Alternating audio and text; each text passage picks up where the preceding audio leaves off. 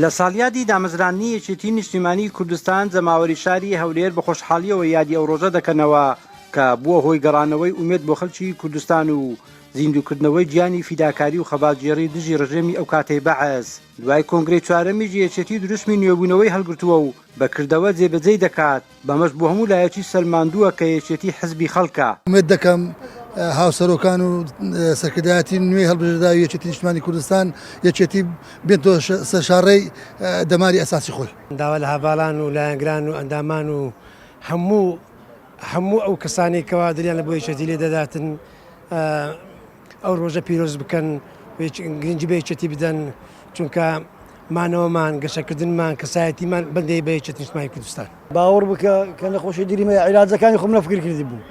یعنی ساعتیمان زۆر مرتعشم و کەوم و گەنجانە دەبینم لەو بە یادی یەکێتی نیشتیمانی کوردستان. سۆزانی یەکێتی نیشتیمانی کوردستان و لە هاوسەرۆکانمان و بۆ کەسوکاری سەربەرزی شەهیدان و زیندانی سیاسی و پێشمەرگە دێرینەکان و هەموو لایەنگرانی یەکێتی نیشتیمانی کوردستان ئەو یادە پیرۆزام پیرۆز بێ لە هەموو لایەکمان. خەڵک چاوەڕوانی یەکێتی نیشتیمانی کوردستانە وەک تاکە هێزە بۆیە دەبێت لەبەرەی خەڵک بێت. لەو قۆناغە نوێدا زیاتر پەرە بە گەنجان و بە ئەو گەنجانێکەوە بەهرەمەند پێڕاگەیشتینە زیاتر لە ناو کۆمەلگای کوردیدا گرنگی پێ بدرێت بە تایبەتی لە ناو توێژەکانی گەنجان ناوی چێتیدا. وەک هاوسەرۆکانی یەکێتی نیشتیمانی کوردستان لە پەیامەکەی خۆیاندا بەو بۆنەیەوە ڕایانگەیاندووە یەکێتی هەر بە سروج پێشەنگە و دوای نووسکە و بێ ئومێدی هیوای بەخشیەوە و شۆڕشی کوردایەتی هەڵگریساندەوە. لە شەڕی تیرۆریشدا یەکێتی بوتوانی لە کوردستانی باشوور تا ڕۆژ ئاوا شکست بە تیرۆر بێنێ و هەوڵی داگیرکاری و ئەفسانەکانی پوچەڵ بکاتەوە. لەم یادە مەزنەدا پیرۆزبایی لە سەرجەم لە ماڵە شەهیدان کە سوکاری قوربانانی شەڕیدا ئەش دەکەم بە تایبەتی یەکێتیە دڵسۆزەکان.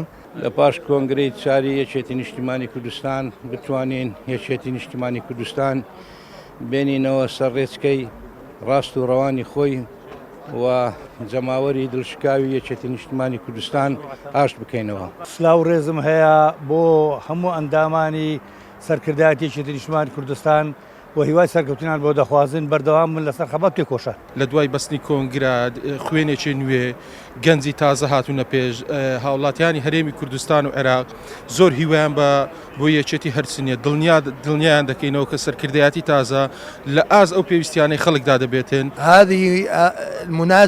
لە یادی دامەزراندنی 45 ساڵی یەکێتی بە هیوای بەرەوپێشچوونی زیاتر و خەباتکردنی بەردەوامین بۆ مافەکانی مرۆڤ. تقدم أفضل وبناء أفضل لحرية الإنسان. پیرە پیاوێکی مەزن شۆڕشێکی نوێی بەرپا کرد ئومێدی بەگەری کوردستان بەخشیەوە ئەویش ڕابەرمان و سەکردەمان هەواڵی تێکۆشان ڕەوانشاد مامزەلال ئەم شۆڕشەی نوێی دروست کردەوە ئەسبێکی دامەزان یەکێتی نیشتیمانی کوردستان هەڵقوڵاوی ناو جەماوەری کوردستان بوو. ئەگەرچی ساڵیادی دامەزرانی 45 ساڵی یەکێتی نیشتیمانی کوردستان شایانی یادکردنەوەیەکی زۆر گەورە بوو بەڵام هاوسەرۆکان ئاماژەیان بۆ کرد لەبەر خۆپارێزی و پابەندبوون بە ڕێنمایەکانی تەندروستی هیزگربوونەوەیەک و بۆنەیەکی جەماوەری ساز ناکەن بە سەردانی مەزاری مامی گەورەشمان هەڤاڵانی یەکێتی هاوکار و پێشەنگ دەبن لە جێبەجێکردنی ڕێنمایەکان بۆ چاکەی گشتی و پاراستنی میلەتەکەمان بە تایبەتی لە شەپۆلی دووەمی نەخوازراوی کۆڕۆنا. تا عەبدوڵەگەری کوردستان هەولێر.